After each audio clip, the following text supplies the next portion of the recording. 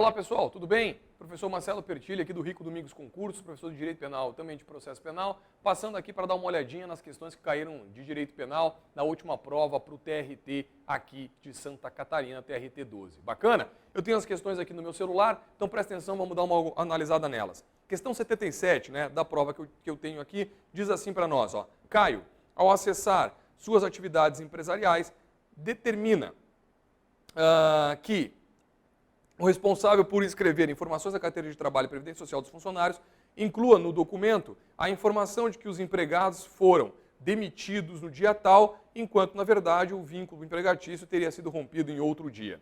E aí a questão diz, descobertos os fatos, Caio, o gabarito da questão é a letra B, a Caio será aplicada a pena do crime de falsificação de documento público. Galera, inclusive no nosso aulão eu te chamei a atenção para a possibilidade de cair essa questão.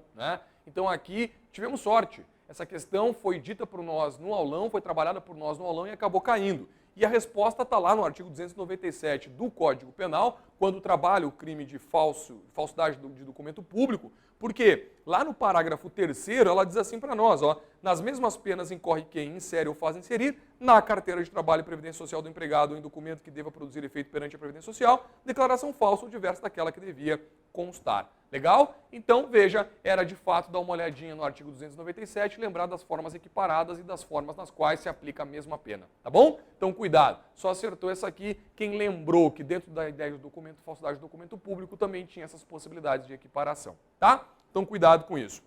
A questão 78, uma questão um pouquinho longa, ela diz assim para nós, insatisfeito com o comportamento de seu empregador, do seu empregador Juca, Carlos escreve uma carta para a família daquele afirmando que Juca seria um estelionatário e torturador. Lacra a carta e entrega no correio, adotando todas as medidas para que chegasse ao destinatário. No dia seguinte, porém, Carlos se arrependeu de seu comportamento e passa a adotar conduta para tentar evitar que a carta fosse lida por qualquer pessoa e para que o crime então não se consumasse. Carlos vai até a casa de Juca, tenta retirar a carta da caixa do correio, mas ele inclusive vê o exato momento em que Juca e sua esposa pegam um envelope e leem a carta. Bom, e aí então ele pergunta se isso é crime e em que tipo de crime podia ser. Galera, veja, ele começou a execução de um crime? Começou. Começou a execução do crime de injúria, obviamente, porque torturador, como diz aqui, as palavras torturador e estelionatário não compreende a acusação de um fato. Lembra? Fato é difamação e calúnia. A calúnia e a difamação você tem que imputar um fato. Aqui não, aqui é uma qualidade, um adjetivo. Olha, torturador, estelionatário. Então isso não é capaz de ser calúnia nem difamação. Isso no máximo podia ser uma injúria. E começou a execução do crime? Começou. E ela não terminou por quê? Não terminou por uma circunstância alheia à vontade do agente? Não, pelo contrário, o crime se consumou. Ele, inclusive, quis impedir que o resultado se desse, numa espécie de arrependimento eficaz,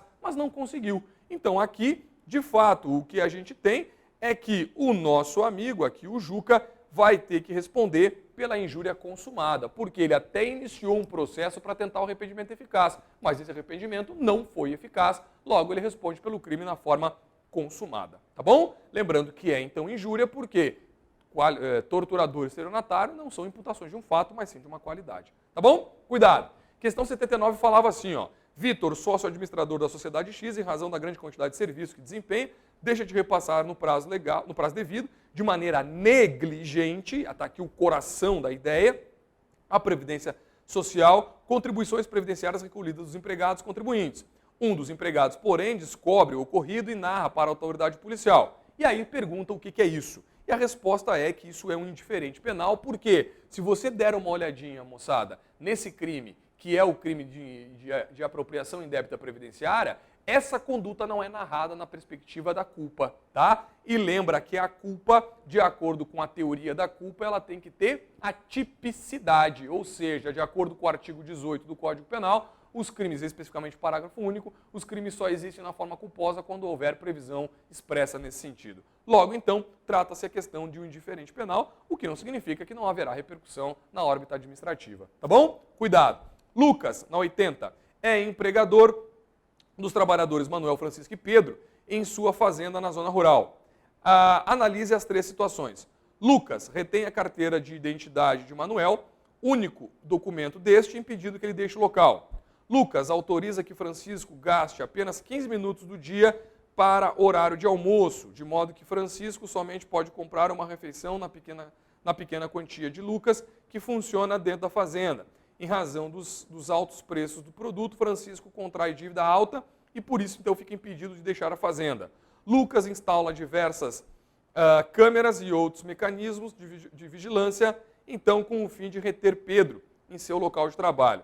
Bom, e aí pergunta que tipo de crime poderia ser isso, e aí a resposta de fato é a letra A, galera, porque todas essas situações de acordo com o artigo 149 do Código Penal, narram o crime de redução à pessoa de condição análoga de escravo, tá bem? Então cuidado com isso, essas hipóteses estão ali especificamente no parágrafo 1º do tipo, tá bem? No parágrafo 1º do tipo, e o inciso 2, por exemplo, narra ali as hipóteses dos incisos 1 e 3, tá? Então cuidado com isso. Essas foram as 4 questões que caíram na prova. Espero que você tenha tido acerto, tá bom? Estamos aqui para o que precisar. Um grande abraço. Tchau.